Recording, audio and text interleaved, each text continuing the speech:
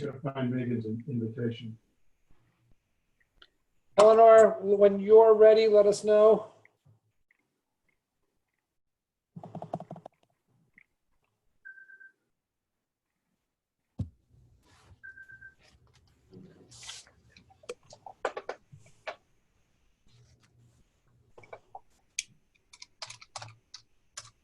Tucker, do you believe that Penny's going to join us? I'm not aware that she's not, unless she wrote to Eleanor. She did not. Can you hear me? We can. Okay, good. Who are we missing? Just Penny? I feel like we're missing someone else. Christy just joined. Okay, Christy, great. Okay. Welcome, Christy. And Anne. I did not hear from Penny that she's not joining. No. Okay.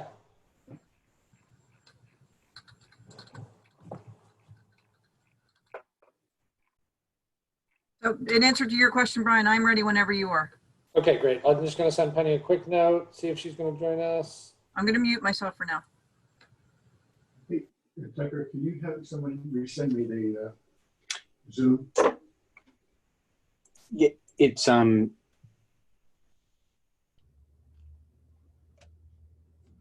resend it, Ken.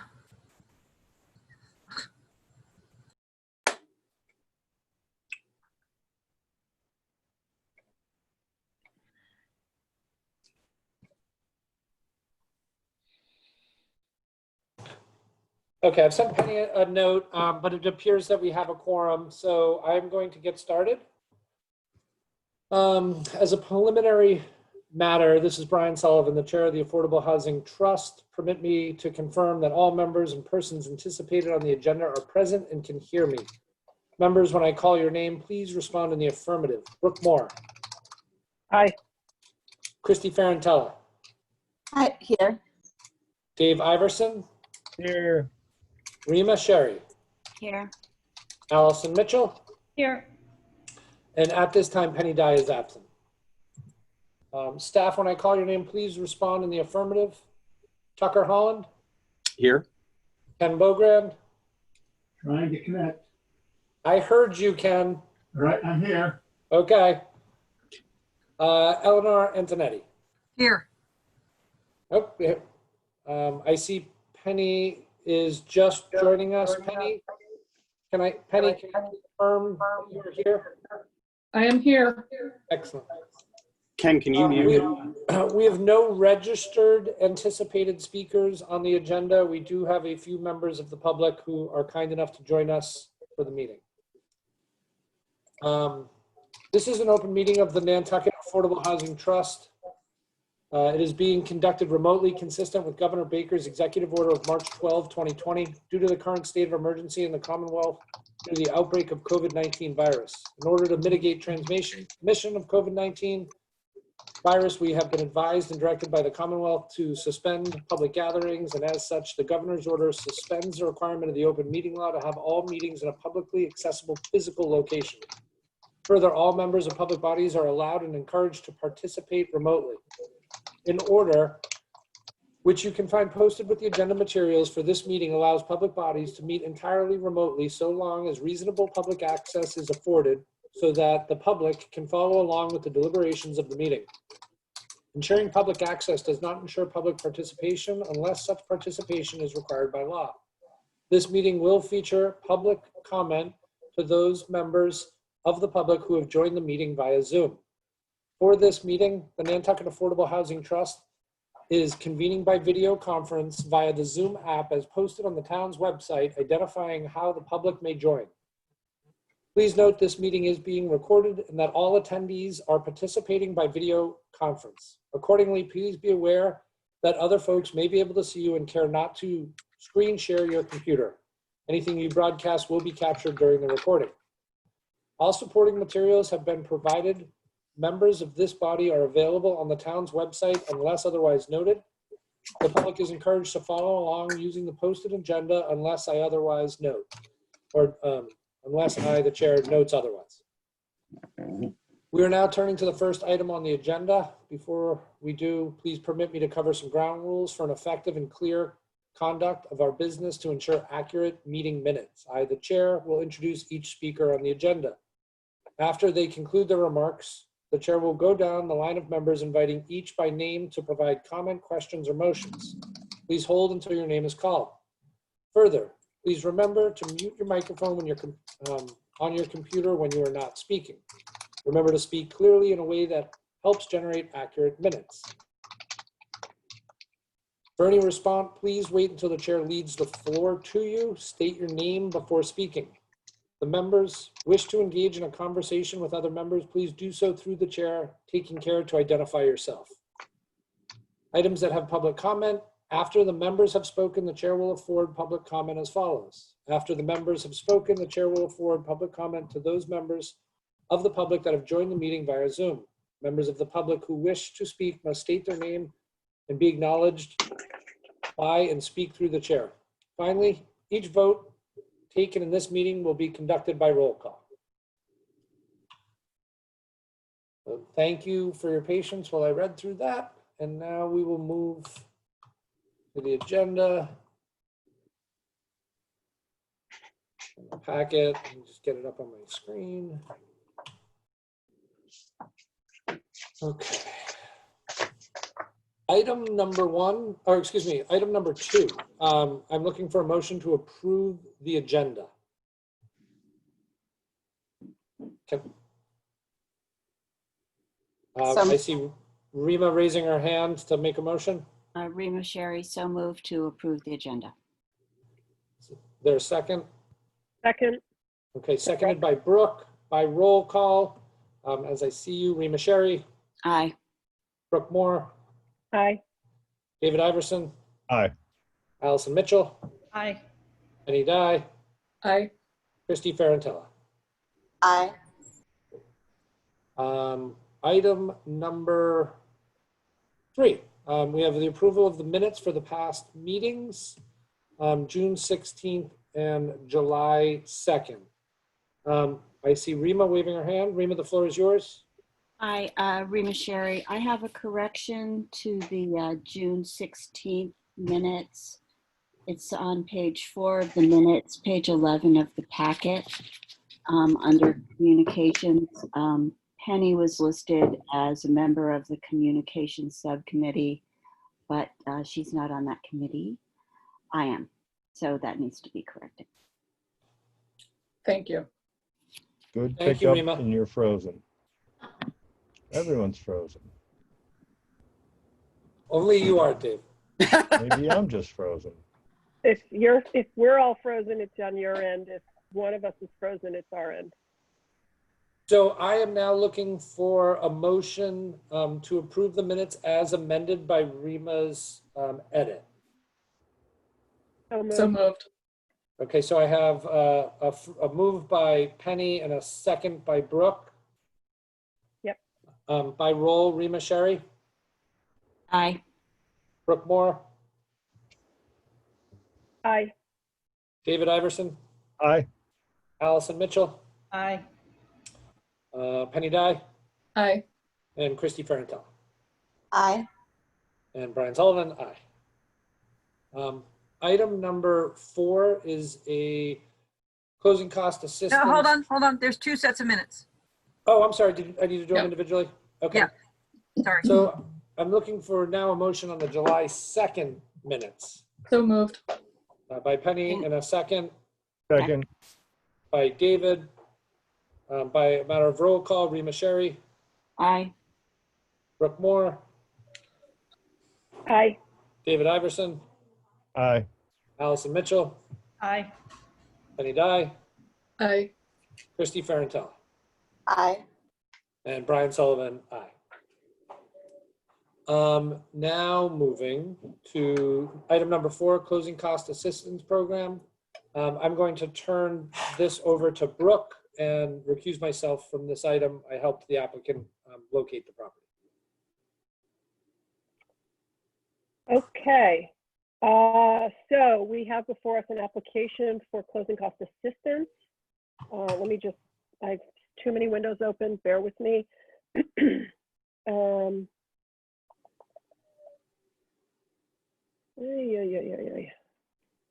Here we go. For Jovan Nielsen Prestes dos Santos. for property at 54 Skyline. And Eleanor, could you just verify for us that the application is complete? Yes, it is. Okay. Do I have any questions or a motion from members?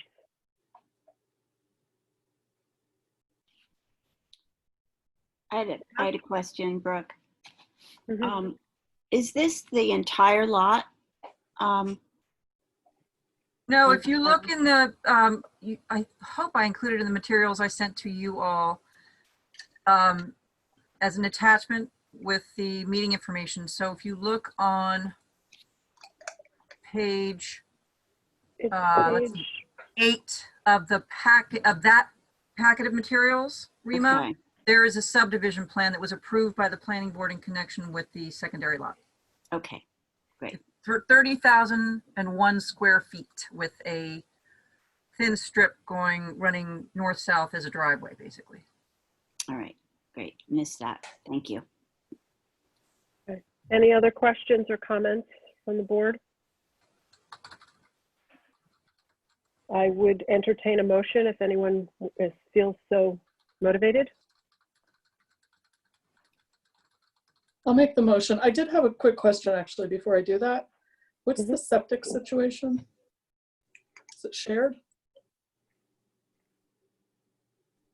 Okay. I'll make a motion for approval. Second. Okay, so normally we are more detailed in our motions on this, which is I'll make a a motion to approve $15,000 pending the right. return of the balance. Yeah. Yeah, I'll make a motion to approve up to $15,000 for the closing cost assistance program for a portion of 54 Skyline Drive. Subject to return of any unused balance. Subject to the return of any unused balance for the buyer whose last name is Santos. Second. Okay, second from Dave. Any discussion? All those in favor by roll call as I see you. Rima Sherry, Aye. Allison Mitchell, Aye. Dave Iverson, Aye. Penny Dye, Aye. Christy Ferrantella, Aye. and the chair votes aye. Passes unanimously. And I will pass back the chair to Mr. Sullivan. Thank you very much. Okay, now we have item number 5, CFAP application. This is for an update on the Stover property at 63 Cato Lane. I see Tucker is raising his hand to give us an update. I will turn the floor to Tucker. Thank you, Mr. Chair. This is just a quick update. The board will recall back in the February timeframe, we approved the first Covenant Formation Assistance Program grant to Isaiah Stover for the creation of a covenant lot. The board will also undoubtedly remember that COVID hit shortly thereafter.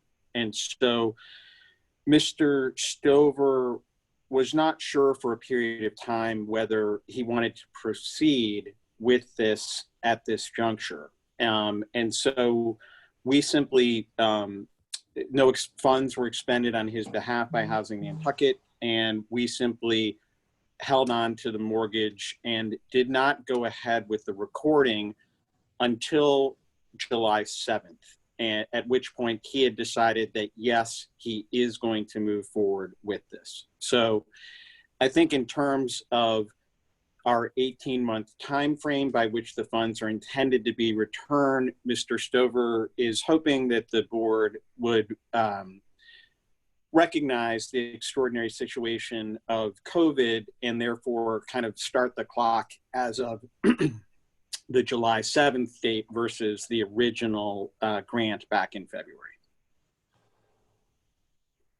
Do you have more, Tucker? Nope. Okay, I just want to clarify one of the phrases you used, that this is not a grant, it is a loan with an attachment onto the title that is paid back in full at the time that the covenant lot is sold. So it is a loan, not a grant. Excellent catch. Thank you. So I guess the motion that you're looking for is to start the clock at this meeting or from the recording of July 7th? I think, I don't know if we need to make a formal motion or not. The intention was just to really update I would the board. definitely make a formal motion Okay, well, let's do it then. because it's all on record, this stuff. So you want it to be clean and clear. So I'd be looking for a motion from the date that it was recorded. The date the application was recorded? No, The The mortgage. on The lien. mortgage Oh, on the the- title. Oh, okay. That sounds fair. Go ahead, Penny. No, I was going to say, I make a motion that we start the clock on the repayment period as of the date that the lien was recorded on the property. July 7th. Thank you. And is there a second? Second. Okay, so I heard Brooke with the second. And by roll call, Rima Sherry, Aye. Brooke Moore, Aye. Dave Iverson, Aye. Allison Mitchell, Aye. Penny Dye, Aye. Christy Farentella, Aye. and Brian Sullivan, aye. So we are now opening to item number 6. This is a review and approval for the request for interest for the potential sale/purchase of individual properties under the Neighborhood First funding source. So it's been a long road to get to the preparation of getting this RFI out the door. I'd like to turn it over to Tucker with a little background where we stand with town council, kind of the updating on the RFI, which has been distributed to all of us, but has had some recent edits. Thank you, Mr. Chair. So as the board will recall, the Neighborhood First Advisory Committee assembled by the Affordable Housing Trust came up with a recommended strategy approach to the utilization of these funds that incorporated 3 different strategies. And one of them was the acquisition of what we would call dispersed individual sites. And so in conjunction with the other strategies, one of which you recently brought to fruition in the Orange Street properties acquisition, we believe that this is the right timing to be putting out this RFP seeking individual property opportunities. And so I'll go through like what we're hoping to accomplish today and what comes next. And then I'll get into a few edits that the chair had mentioned I would like to review with the board before we get into any board and public comments. So, yes, sir. I just wanted, while you go through the explanation, I'm hopeful that you can share with the general public the need for this process for the procurement and the finance department for us to be able to engage in acquisition of property, kind of the higher level steps. Sure. I mean, as you know, normally where there is not a very unique situation where there might be anticipated to be multiple respondents who could meet the need of what the town is seeking to do, the town issues a request for proposals or request for interest to see whom may wish to respond to that opportunity. And then based on evaluation criteria that are reviewed by a review committee and recommendations are made, and in this case, they would be made both to this board and then ultimately the select board, opportunities are reviewed. It isn't necessarily the case that something that receives the highest score ends up being selected. There are other elements to the selection process. But this is for lack of a better description, a fair way to assess what is out there and give anyone with potential interest opportunity to put forward their property for consideration. Thank you.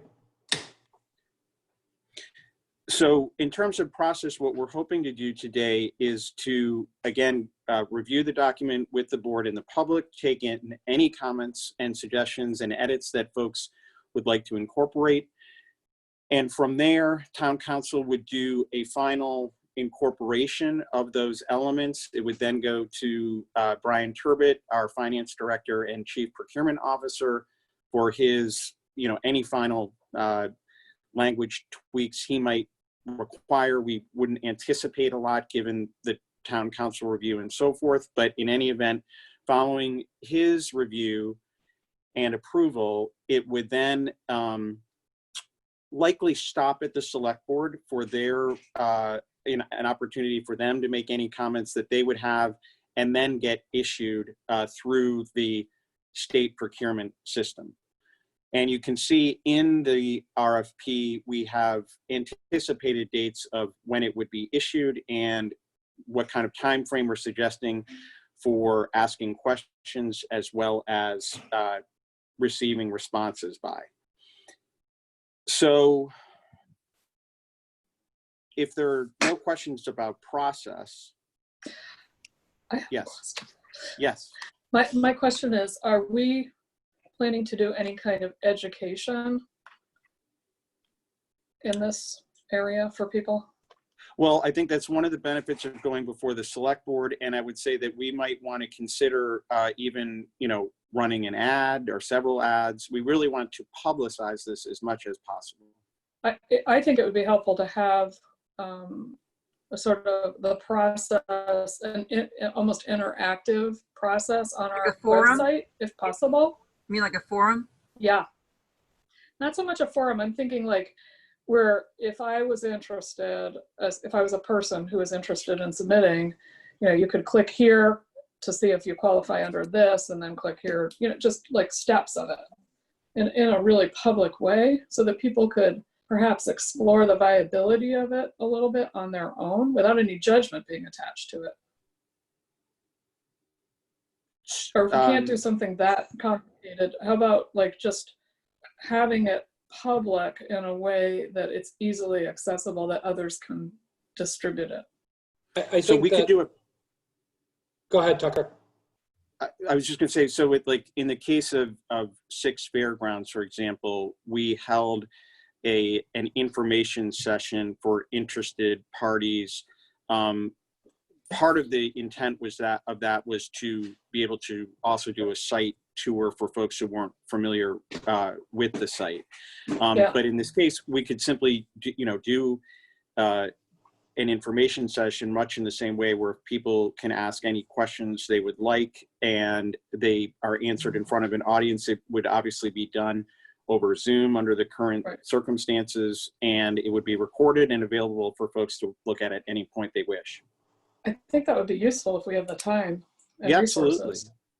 I would like, also, I think it would be helpful if we make an effort to distribute this through the Nantucket Association of Real Estate Brokers, the Chamber of Commerce, and the Rotary Club are probably excellent opportunities to distribute the information once it is ready, to kind of get it out there to make sure that the entire community knows of the opportunity. Yes, Brooke? So in the before times, we had been invited, Tucker and I, to the Rotary to do an update on housing. And I think they're meeting. That is correct. We have started meeting on a regular basis again. Yep. Outside. So I think maybe outreach to the Rotary to get us on the calendar of speakers again would be a good idea. Great. So what I'd like to do is we'll stay in the document. We'll carry that over to the communications item further in the agenda, and we'll kind of work on a target plan for dissemination. Tucker, do we want to have Eleanor do a screen share of the document while you're kind of working through it, or do you want to do that? That would be fantastic. Yes. Great. Eleanor, are you available to do that for us? I see a thumbs up. There we go. Great. So Floor I'll back just, to you, Tucker. thank you, Mr. Chair. I will just walk through some relatively brief edits to the version that was included in the packet, and then talk about a couple of things that you may or may not want to consider adding, if you will. So, Eleanor, if you just can scroll through, you can see there just is there are a couple of just little language tweaks. We're going to go down here with clarifying times and so forth. Yes, Brooke? Right in the middle of this page, you have a 2017 date that just needs to get changed to 2020. Yes, thank you. Yep.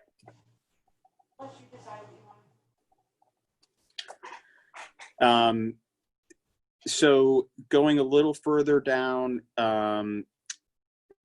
Ken had the opportunity to review, and we changed the wording at the, sorry, Eleanor, back up a little bit. Yep, right there. We had changed the wording a little bit to really make it encouraging to people, much in the vein that Penny was just talking about, encouraging people to ask any questions that they want at any point. Up until a certain date, we do have to have a cutoff, and we basically allowed around 6 weeks for people to ask questions. And the process that happens there is when they email them in, if they register as someone who is interested, and we talk about this in the RFP, they will then receive the answer to any question that anyone asks, so that everybody has the same information, and this information will also be posted on the trust website and so forth. So if we scroll down a little further, Eleanor,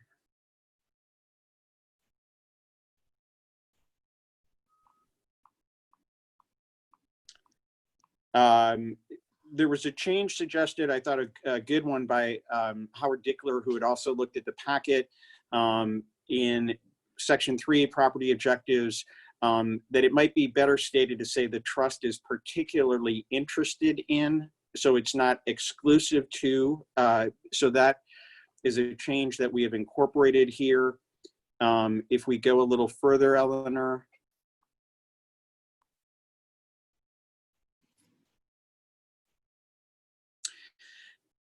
So then I thought to add a section just explaining the process a little further for what happens after a property is selected. And so here we talk about, that we would enter into a formal purchase and sale agreement that would have the typical and customary contingencies, thank you, Ken, to include, and all properties would be subject to an appraisal, inspection, and due diligence. And we're noting that properties must appraise at the sales price or greater in order to be considered. Tucker, Excuse me. Penny has a question. Yeah. Yes, Penny. Under section 6, in the middle paragraph, it needs to say on the last line that it is not in the best interest of the trust, right? I think it's backwards. The paragraph that says the trust reserves the right to select the proposal that best meets the needs of the community, and that may not be the proposal that achieves the highest score. The town reserves the right to not acquire any property if it determines in its sole discretion that it is not in the best interest of the trust. Or is that a double negative? Yeah, I mean, this language actually came from town council originally. I think it could go either direction. You can read that both ways, Penny, if you think about it. It's in this message for the town to decline to purchase. If it is not in the best interest of the trust to proceed, I don't know, whatever. As long as you're comfortable with it, I read it the other way. I'll bring it up with town council in this final review. Thank you. Thank you.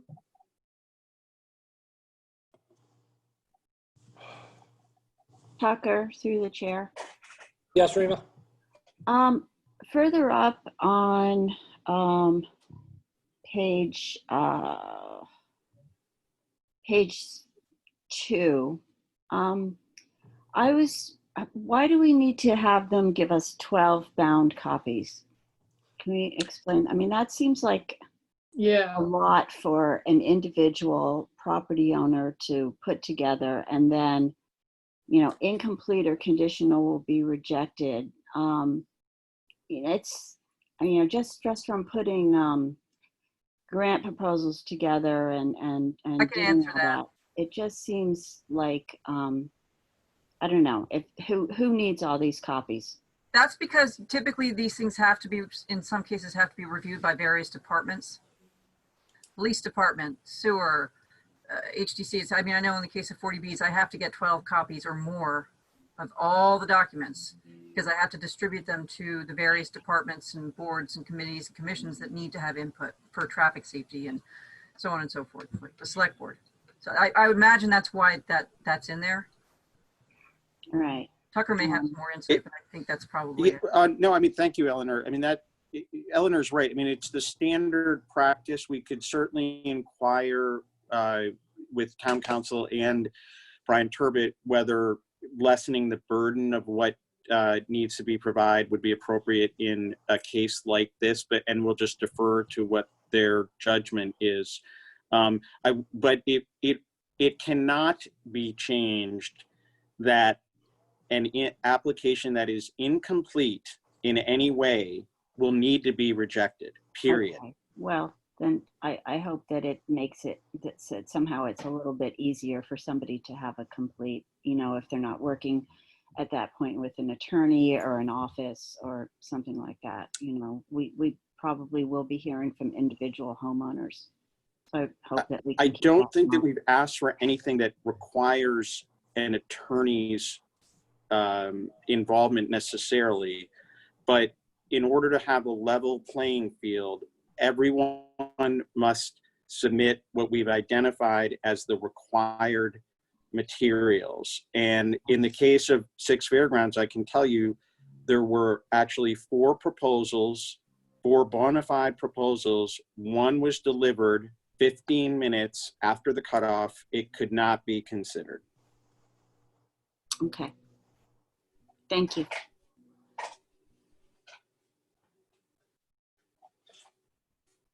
So if we keep going down, Eleanor, we covered section 7 there, I believe.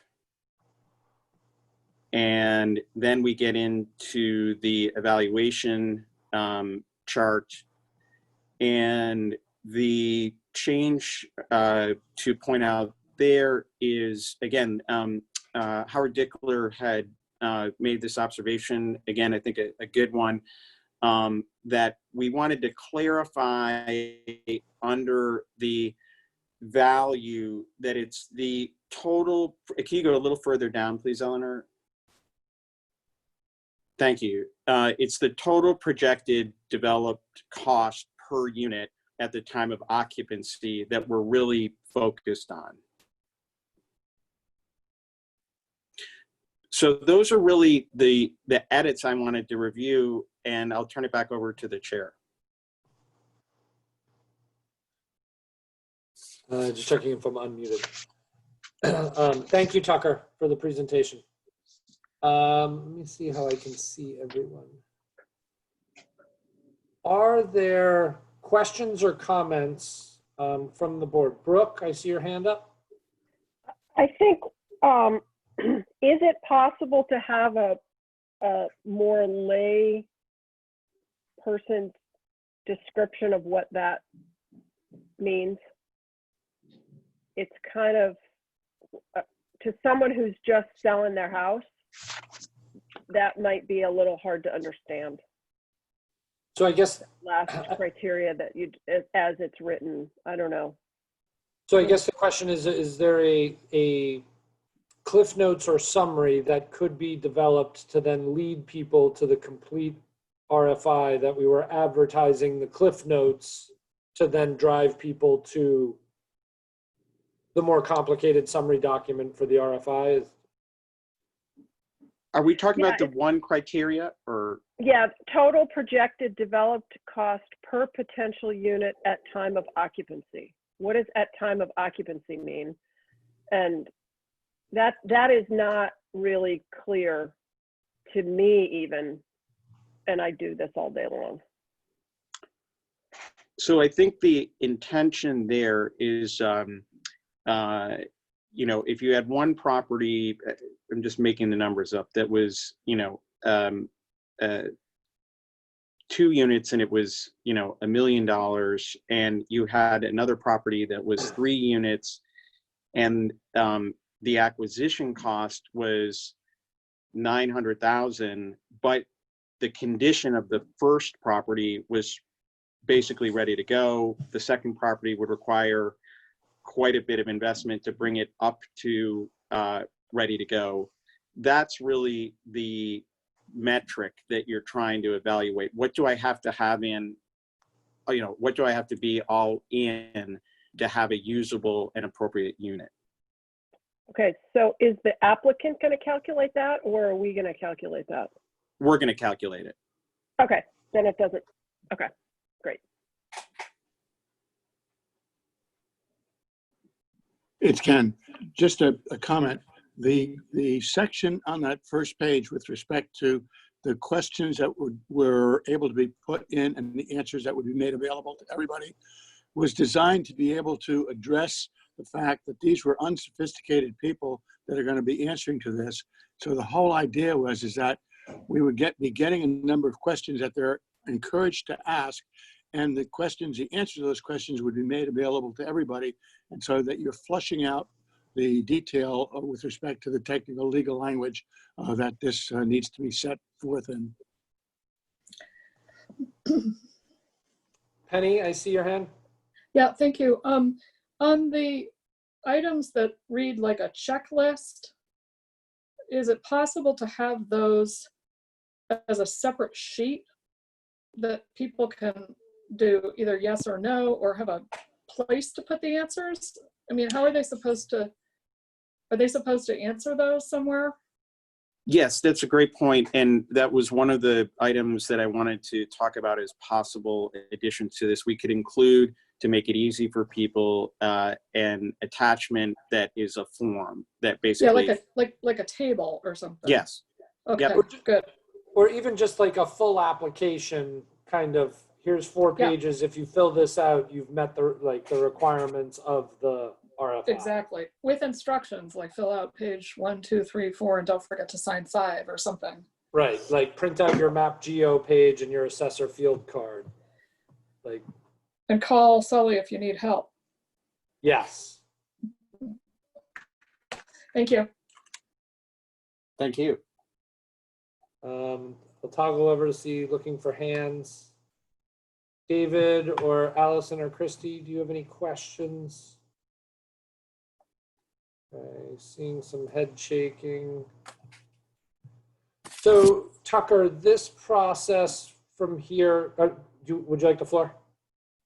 Sorry, just, yeah, I was mentioning there were a couple of additional items. Penny just hit one of them right on cue. One of the other items was, you know, is there any value to us? Is it asking too much perhaps to have an applicant provide, for example, an inspection report with their proposed property? Or is that something we're just simply going to want to order ourselves once we've determined what we're interested in? I'm going to go to Penny first. Yeah, I'm of the opinion that that is a barrier to participation here. And I think it would be incumbent upon us as the buyer, the town, to do that. Yep. I would agree with that. And also with the inspection aspect, the availability to do water tests, I think, are important as well.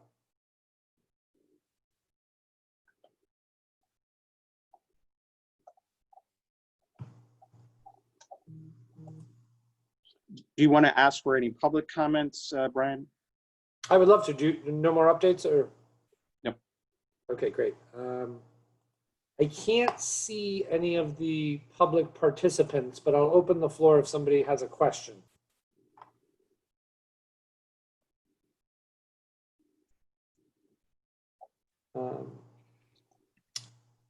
Denise, I've seen your microphone come off. Yes?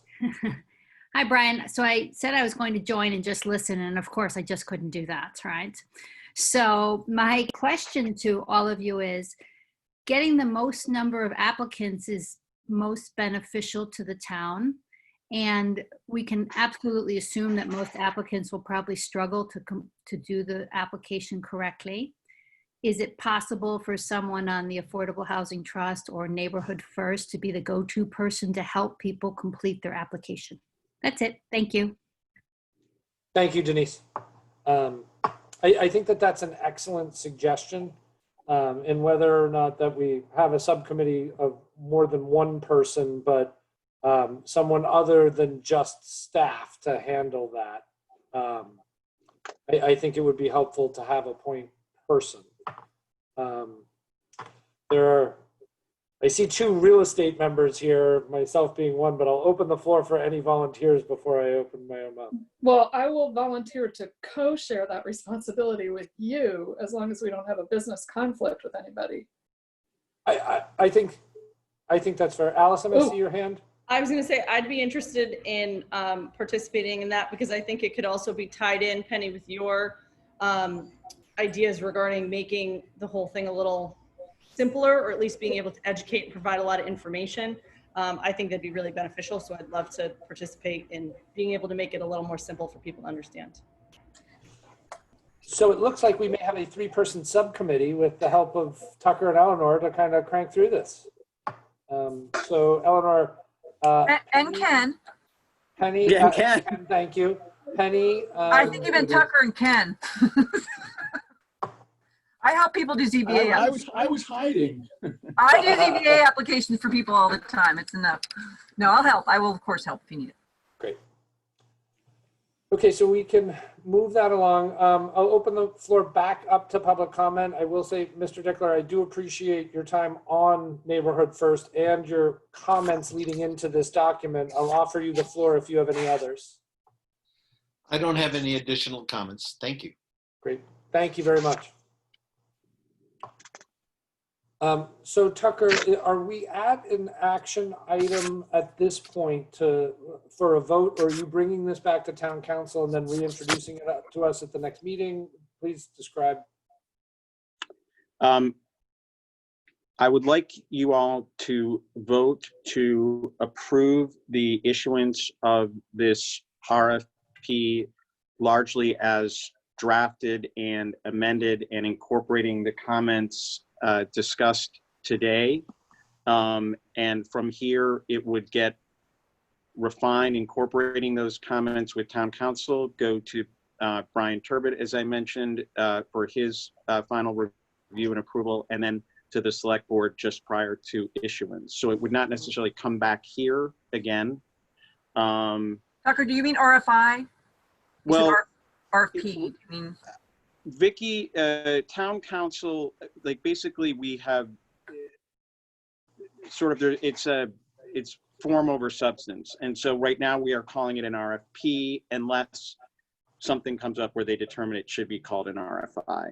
But we state in here very clearly that we're under no obligation to do anything in terms of selecting properties, depending on what we receive back.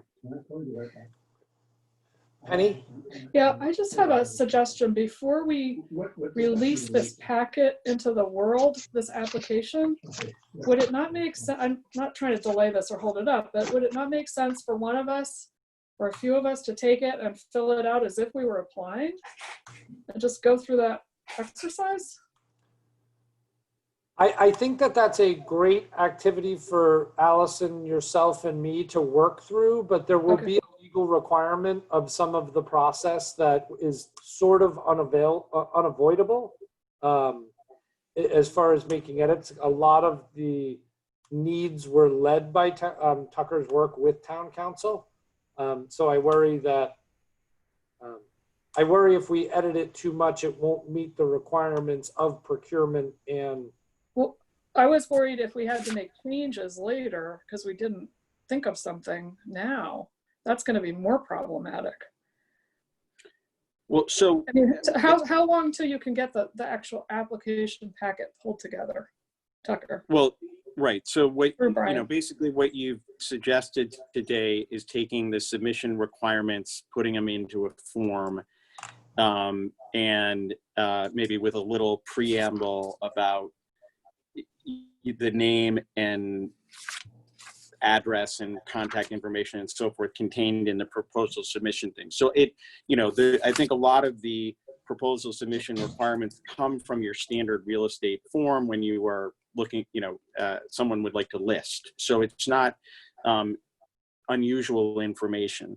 So, but I don't think it would take long at all to produce a draft form that I would just suggest the committee or the board, excuse me, you know, authorize that subcommittee to review, provide any comments to, and we keep moving along. Makes sense.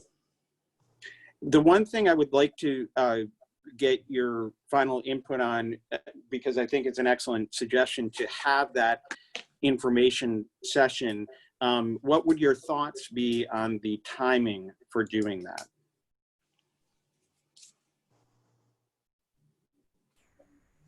Seeing no one raise their hand, you know, my thought would be within a very, very close window of the beginning of the issuance of the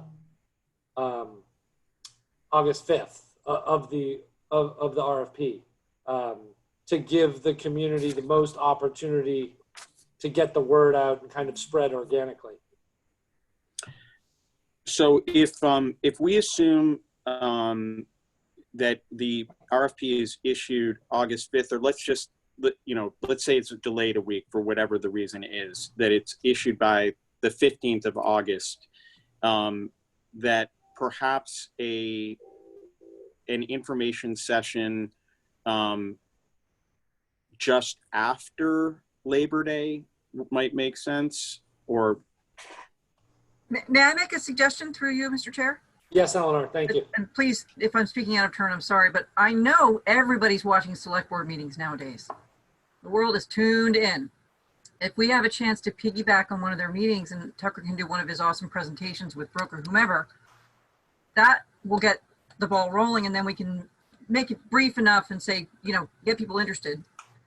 Attend this information session, but I think bringing the select board, and Christy should maybe chime in here, but bringing them in on sort of getting them, as you say very astutely, have it spread organically. That's a really good way to spread the word, to initiate it.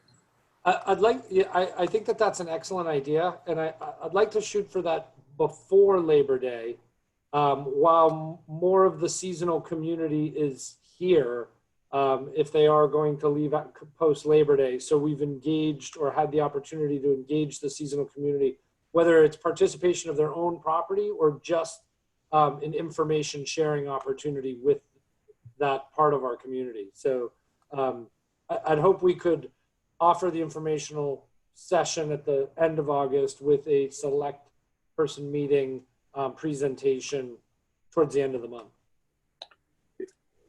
Is Tucker? Well, so just so I'm clear, the intention here was to go before the select board really in the next roughly 2 weeks, like to publicize it and to give their final endorsement of it. So the select board portion, at least the initial one, would be coming up relatively shortly here. And then we could set the timing for the information session and talk about it at that board meeting, you know, for the information session to be held at the end of August, as you suggested. Great. Brooke, I saw a finger up. Would you like the floor? Yeah, I agree. I mean, I think it's utilizing the people watching the select board meeting to get out the fact that we're having the information session is the timing. And then I think we can talk in communications about how the town would promote it, and maybe even purchasing some advertising like Daybreak or with a link. Because the cool thing about Daybreak is they'll embed a link right to the application. So it's a great vehicle. Everybody's looking at that now too. All the summer residents are all tuned into Daybreak now. Mhm. That's a good idea. Excellent. Tucker, does a timeline and kind of an issuance seem clear based on the kind of the conversation here? Board of Selectmen, 2 weeks, schedule, an information Yes. center thereafter. Yeah, I mean, so just so the board is aware, so maybe the dates that are in the draft shift by a week overall, but yes, the idea is to have that information session late August. Great. Is the one thing on the dates and the shifting, the deadline, do we want to make the deadline at or before our, or just before our August, our October meeting? That way, if there's any urgency for people who are needing help through the very end of the last week, so it's not a week before the meeting.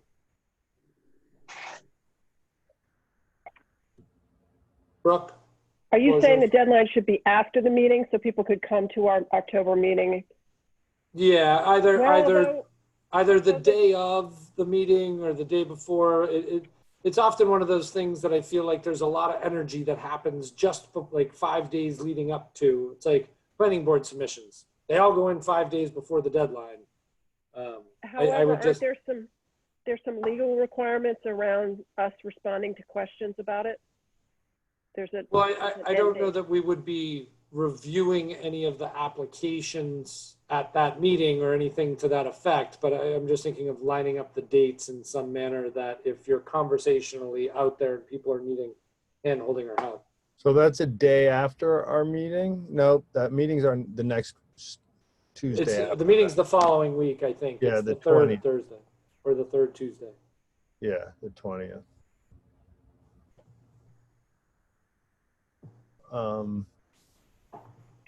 It would. Dave, you have the floor. I will bow to Brooke. Brooke, you have the floor. I think if we have a well-publicized subcommittee to answer questions, then that timing probably is not as important. Okay. Is this something you're going to want to include in the packet for the 20th? Because if that's the case, I would want to be able to have time to post it with the packet. Fair enough. Tucker? Yeah, I mean, I think like what you're going to need to do, sort of next, not necessarily today, but at your August meeting perhaps, but you want to set up the review committee for these proposals. And so you'll note in there, all proposals need to be open by the committee, sort of under public circumstances and certain procurement procedures and so forth. And you're going to probably want to have folks who are, in addition to trust members, you're going to want some other folks to be part of that review committee. Perhaps Ms. Cronau would be interested. Penny, floor is yours. Yeah, I'd like to encourage some participation from people who were on the Neighborhood First Committee. Is that appropriate? Mm-hmm. I mean, So the Neighborhood First Committee is still in existence. It has not disbanded. It is just kind of on hiatus until we have delivery opportunity to them. So I think it would be an excellent opportunity to look for participation of other community members. I happen to know that Posey's living here year-round, by the way, now. She's no longer, she's a year-round resident now, Posey Constable. Penny, floor back to you. just also, I would like to, I don't know if there's a way to get some people maybe who are younger, who have felt the impact of the housing situation, perhaps more recently than some of us have involved. Just a thought. Thank you. Great, thank you, Penny. Brooke? Certainly our new member, Allison Mitchell, falls right in that category. As does Christy. So coming back to a few minutes ago, Tucker mentioned he is looking for a motion to move this along with the edits today. So I'm looking for a motion from a board member on how to take this. Brooke? So I move that we authorize Tucker to move forward with the RFP process as written with amendments suggested today, subject to final review by town council and the chief procurement officer, and review. Slow down. Sorry. Nice and slow. Back to as written with amendments, please. As written with amendments discussed today, subject to final approval by town council and the chief procurement officer, and review of the application by the subcommittee established today. And is there a second? I'll second. Second by Dave Iverson, and we'll look for a vote by roll call. Rima Sherry? Aye. David Iverson? Aye. Allison Mitchell? Aye. Christy Ferrantella? Aye. Brooke Moore? Enthusiastically, aye. Penny Dye? Aye. Brian Sullivan? Aye. Could we clarify the subcommittee, please? The subcommittee for assistance in the application is Allison Mitchell, Penny Dye, and myself, Brian Sullivan.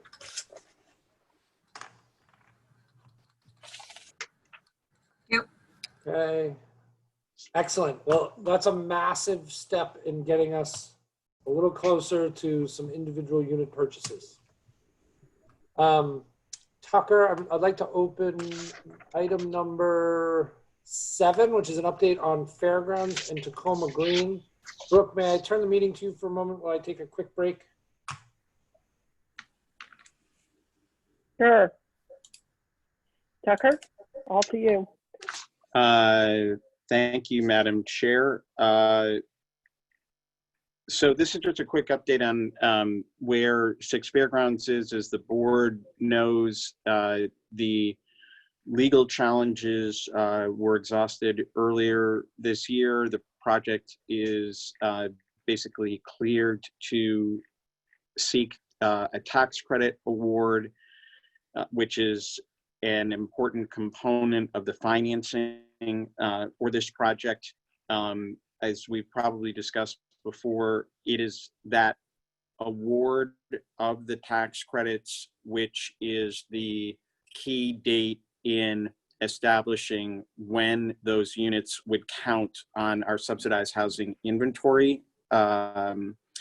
So we have been in communication with the developer, of course, and it is the general sense that there will be what they call a mini round of tax credits this fall.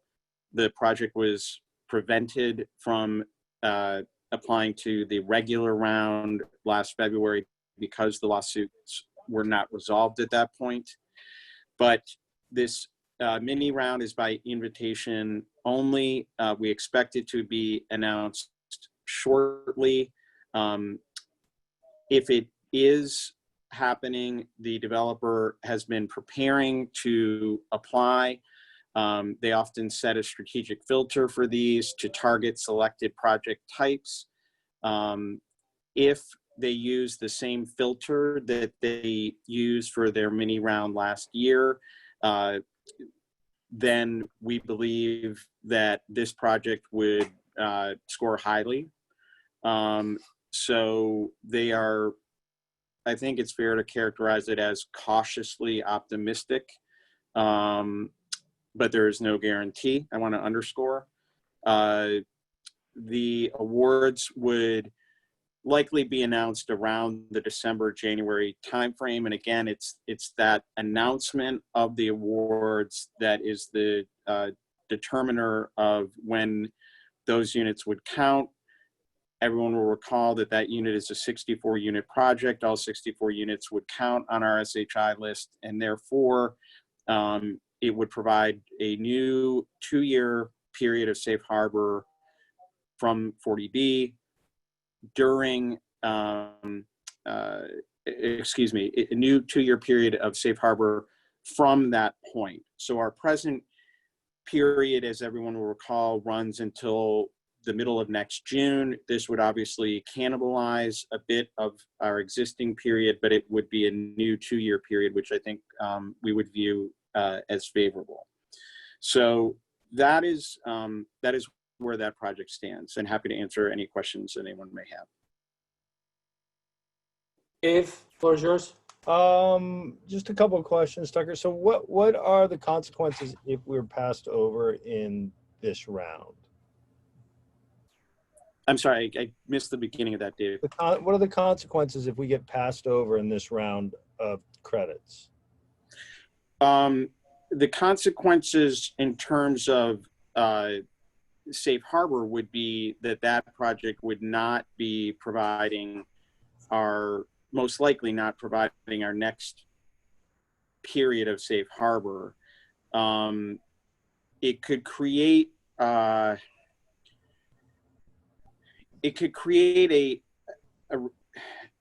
real challenge, because normally with the annual round, pre-applications are due in November.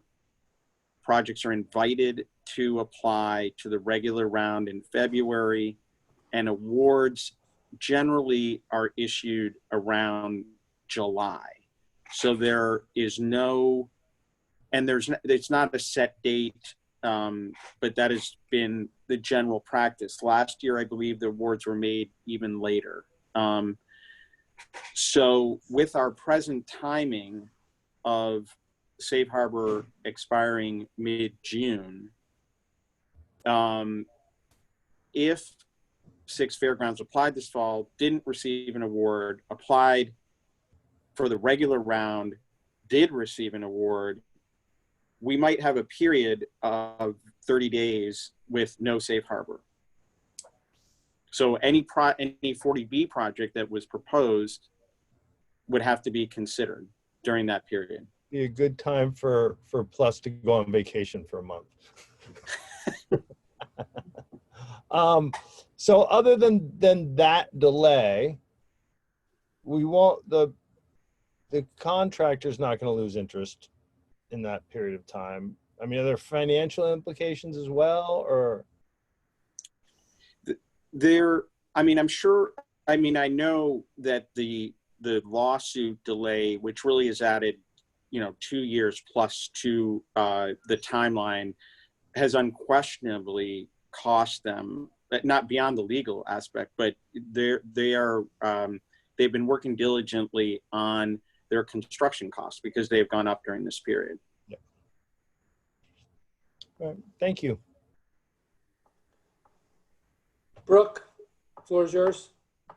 So Tucker, is there any potential in the other things say the Orange Street property, that we could line that up? Obviously, it would mean we'd be using 2 projects for simultaneous safe harbor, but we would close the window on that gap if Orange Street were lined up to be approved before our current safe harbor status is expired. Yes, Orange Street theoretically could be used in that manner. And that's kind of our next subject, is to get into talking a bit about the timing and what we might be seeking with that site.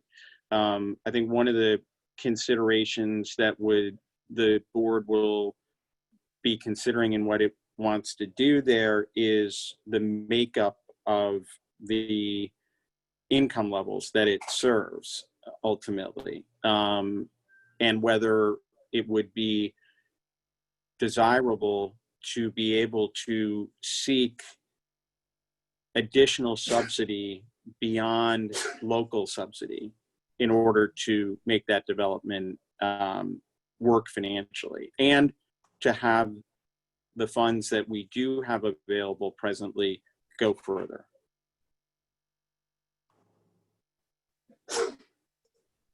Are there questions from other board members? Seeing none, is this an item to open for public question comment? I'll look for a microphone going off.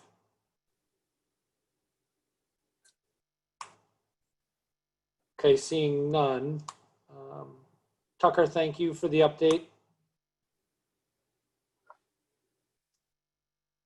Any continued discussion? Anybody? No? All right, so we'll close the Fairgrounds Tacoma Green update, and we'll move to item number 8, which was well placed. The discussion of Orange Street, RFP, and timing. And this kind of flows right to where you were and how it relates to managing our safe harbor list. So Tucker, I'm going to bring this back to you. Sure, thank you. Yeah, so what we are working on is really a packet for your next meeting that will give the I can say details of how this project could be viewed in terms of whether, as we were just speaking about, we wanted to incorporate, the board wanted to incorporate additional subsidy beyond local, and what that might mean for the income mix that the project would serve. In addition, if we wanted to do a different income mix, how that project might need additional local subsidy from Neighborhood First and or CPC. As well, one of the considerations is the total number of units and how we might, how the board may be thinking about that. And that would be useful as we are working on pulling together these numbers for you all, to hear some of your thoughts today, to the extent that you have some, on unit count at that site. As is included in the packet, there's the section of the zoning bylaw that outlines what is permissible under local zoning, and that is up to 32 units at that location.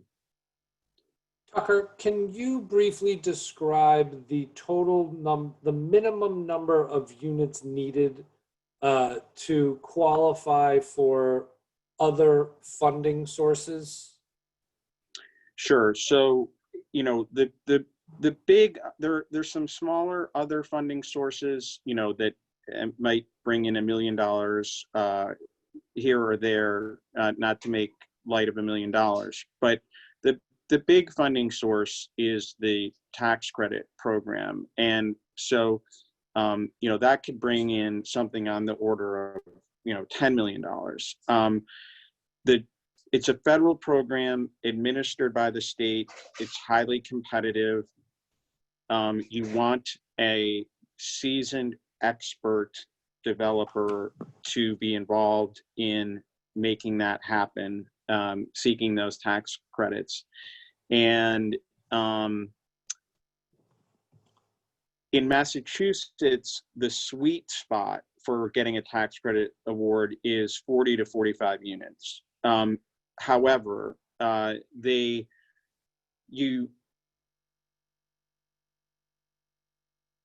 recognize their different sized communities and relative numbers and so forth, so that in order to be considered for an award, you have to have at least 20 tax credit units in the project. And that means that you have to have stating it simply, you have to have 20 units where the average AMI served is 60% AMI, going no more than 80% AMI.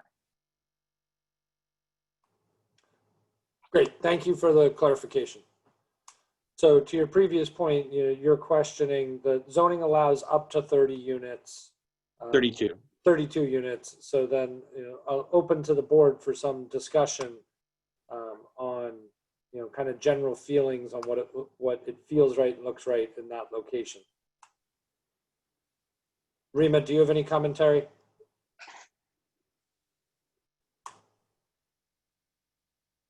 None other than that tree.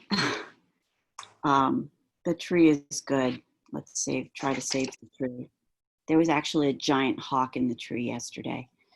I'm always for serving the most burdened members of the community, and I'm all for having the lower AMI being served in this location. So however that's possible, if it's tax credits, if it's CPC, that's a priority as far as I'm concerned, along with preserving nice bits of the environment. Thanks. Great, thank you, Rima. Dave, floor for you. Any commentary or questions, comments? You're on mute. Imagine that. So the 20 unit minimum for the tax credits, we're in that league, right? 60 to 80% AMI. So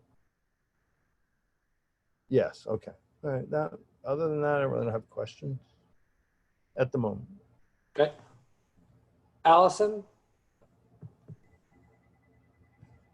Seeing a head shake no. Christy, do you have any thoughts, comments, unit count? Okay. Penny, I think you're there, but I don't quite see you. Oh, there you are. I gotta hang on. I'll come to Brooke. So I too favor skewing this project toward the lower income bracket because of the location and the absolute ability to live carless in that location. For folks at those lower income levels, owning a car is an extra financial burden that they wouldn't need in that location. And public transportation's great. I do want to keep an eye on this, unknown out there of this potential gap and how that in Safe Harbor and how that informs what process we choose. But certainly the first priority for me would be to go the tax credit route to finance the lowest income possible units there. And I also think that it will serve us well to not max out the number of units that are available on that site. However, the project has to be financially viable, and I think that we can explain where we end up in terms of number of units based on how the finances of the project play out. So. Great. Thank you, Brooke. Penny, coming back to you. Yeah, sorry about that. The only thing I would add to what Brooke said is just in terms of the design, I want to just be as sensitive as we can to the scale and massing in any location, but it's a very high visibility location. Thank you. Great, thank you, Penny. My thoughts for the record, while I think that this is an excellent opportunity and location to serve the lowest end of the economic scale, if there are tax credits available, I would like to also see it as an opportunity to help manage the shy list. And if I'm correct, I think we would want to be looking at 24 units to be able to capture a safe harbor for the value of the project. So I would want to see, some combination of RFP looking to hit 24, so it's above the 20, but I too agree that the lowest number that we can achieve, tax credit, safe harbor, and then not go to the extent of the zoning and full build out, but still find an affordability that makes it a project a developer wants to do, is critical. It's kind of best optimal on all angles for the community. So those are my personal comments. Dave? Yeah, I mean, I just think that especially if neighborhood first money is involved, we need to really be careful about making sure we get that on the shy list and don't lose safe harbor, and B, again, like Penny said, massing and the overall look of the project too are two things that we are going to get slaughtered on if we're not careful. I mean, there is zero question, given the funds utilized for the acquisition, that whatever we create there must go on the SHI list. That's not an option. It's just how we get there, right? I mean, how what monies we use to get there. Yep. Okay, so I think, Tucker, that was your one specific question. Kind of, you now have a feeling of the board on everybody's thoughts on unit count, et cetera. Do you have more that you want to ask directly to us to help formulate some of the RFP process, or give us more of an idea on timing? So I think that we're going to be able to have a more robust discussion at the August meeting with the input of some consultants that we've already reached out to, and they've expressed interest in being involved. So we've talked to Laura Schufelt at Mass Housing Partnership, who was interested and offered to be involved. There's actually no cost involved with that. Ed Marchant, who's the town's consulting 40B expert, Harvard Kennedy School professor, and real estate consultant, development consultant, is also quite interested to be involved. We benefit from our seasonal resident, Doug Abbey, the co-chair of the Neighborhood First Committee, who also is helping in formulating how we look at this. So I think that rather than take too much time today, August is going to be a robust discussion on what we do there. Okay, great. Any final questions, comments, thoughts on this? I'm also prepared to open up anything to the general public. We have four members still online, if anybody has any questions.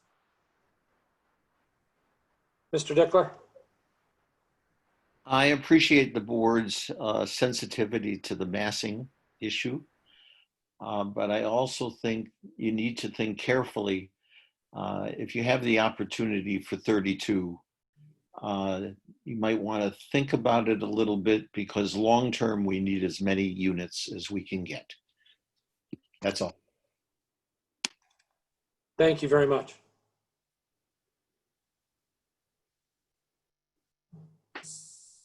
Seeing no other microphones go, we'll close the Orange Street discussion, move over to Communication Subcommittee report, and I will look to a committee member to kind of take that discussion. Rima?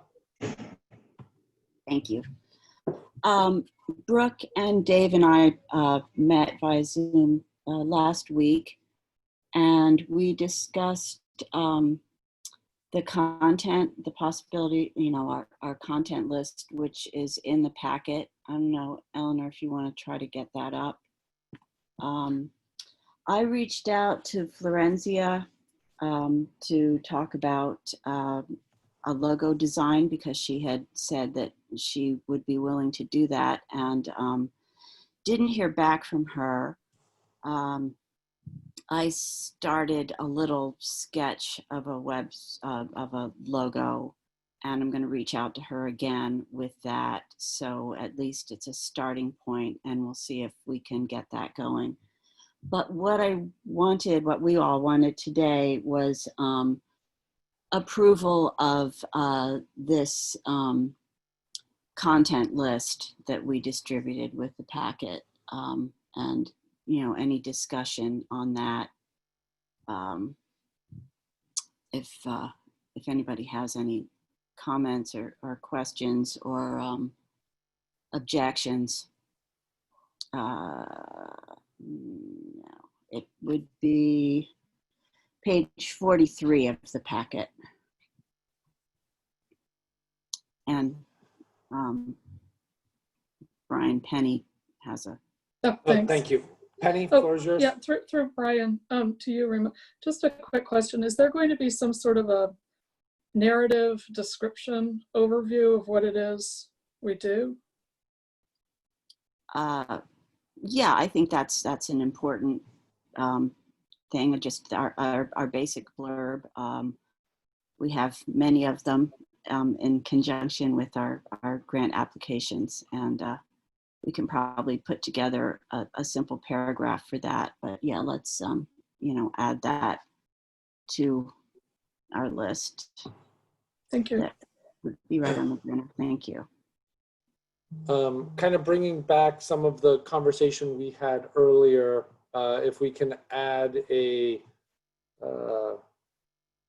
not necessarily area for the website, but a communications plan for advertising the RFP on there, as far as distributing the information once the other committee kind of puts it together for you. Great. I'm writing all this down.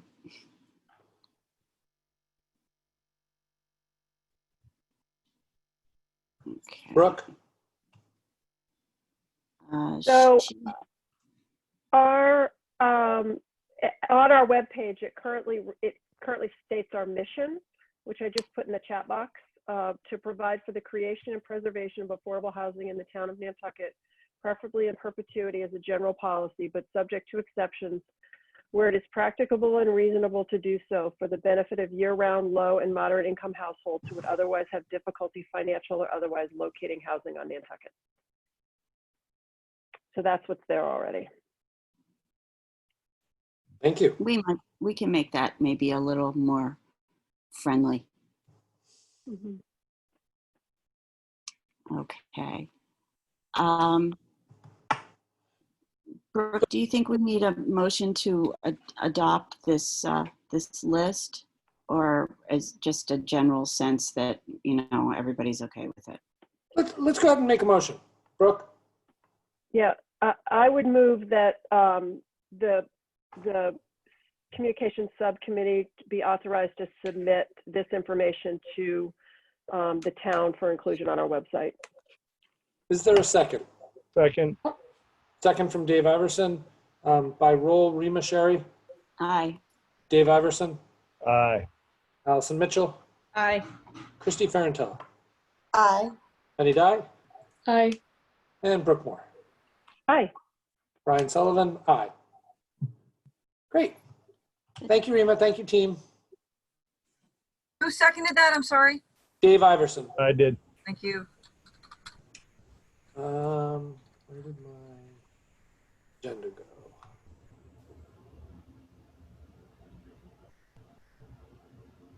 Sorry, I'm just working my way back to the agenda. The HPP, otherwise known as the Housing Production Plan Update. Tucker, you're on mute. Sorry. Yes, we're hoping to receive responses by our August meeting for you all to look at. Great. And so just for the new members, if we can just give them kind of a quick update, because we had 2 new members join us and we had some public, just to give them an idea of what we're working on there. Yeah, sure. So every town or municipality in the state is required to do a housing production plan. There are a lot of communities that don't, but Nantucket does, and one of the benefits of doing the plan beyond the obvious one of having a roadmap to how you are as a community planning to achieve your housing goals is that if you have a certified housing production plan and the Department of Housing and Community Development, or DHCD, is the entity that certifies them, then that cuts your safe harbor requirement in half. So in Nantucket's case, without a housing production plan, we would have to produce 49 units in a year in order to get 1 year of safe harbor. With a housing production plan, we only need to produce 24. So housing production plans are good as far as their certification for 5 years.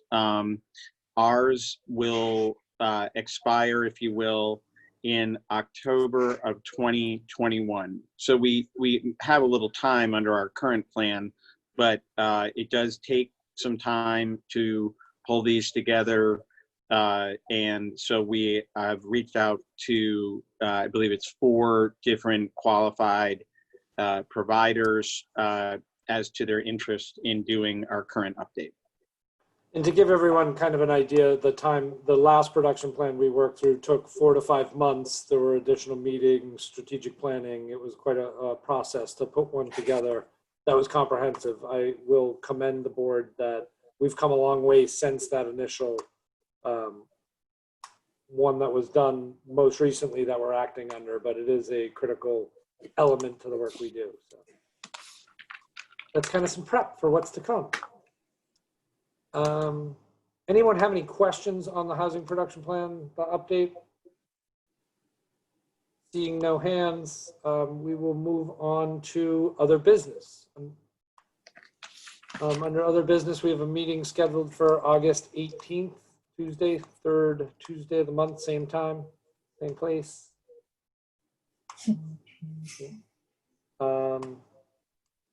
Is there any other business that anyone would like to bring to the board?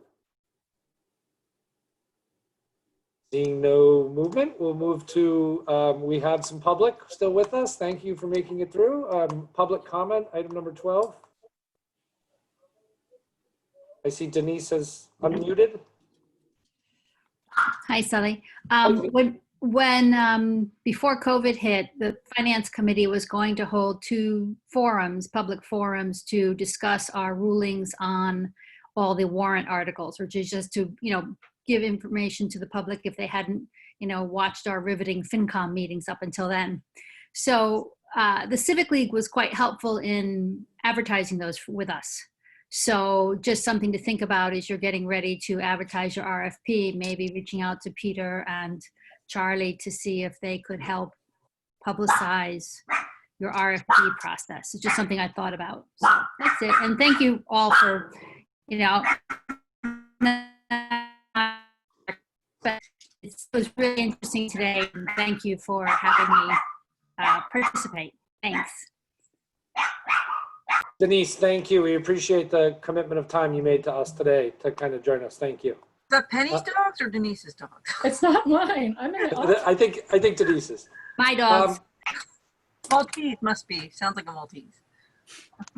And I see that you have put your camera on. Did you have a comment that you wanted to share? The Ann Crispa from Housing Nantucket. Just want to say, like you said there, Mr. Chairman, when you started your HPP, the Housing Production Plan process, the difference over these past 5 years is just astounding. So I just want to say I'm really, really impressed with all the hard work everyone's done as volunteers. I just can't believe it. So thank you. Awesome. Thank you, Ann. Okay, seeing no more public comment, I'll open the floor to the board if anybody has any board comments to make. Seeing none, we'll close that one. I'm looking for item number 14. These Roman numerals get me sometimes. For an executive session motion.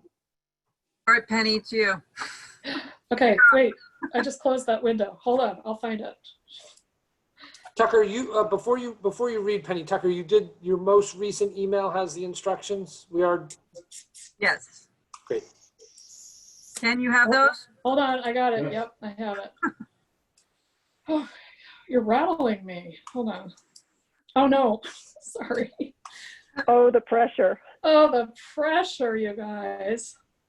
Sorry, I've almost got it. Oh dear. Too many emails. Go to the minutes from. I'm trying to find your email, Eleanor. Well, if you go to the minutes from the packet, it's the same motion in the June 16th. I know, I just closed all that though. Oh, I moved it into Affordable Housing Trust Fund. Okay. Sorry, I'm trying to total blank. It's in the minutes? Yeah, if you go to the packet, do you have I'm in the the packet? packet. Sorry. Okay. That's fine. No worries. It's complicated. Go to. God, this is like jibing or something on a I boat. know. I've got it. I would make a motion Page that 13. we close the regular meeting in order to go into executive session for the purpose of considering the purchase, exchange, lease, or value of real property, where an open meeting may have a detrimental effect on the negotiating position of the public body, not to reconvene into the regular meeting. That'll do it. Is there a second? Second. From Dave Thank you. Iverson, a second. So by roll call, Rima Sherry, Aye. Dave Iverson, Aye. Allison Mitchell, Aye. Penny Dye, Aye. Brooke Moore, Aye. Christy Ferrantella, Aye. and Brian Sullivan, aye. Great. So we'll see you in the new room. See you in the new room. Thank you.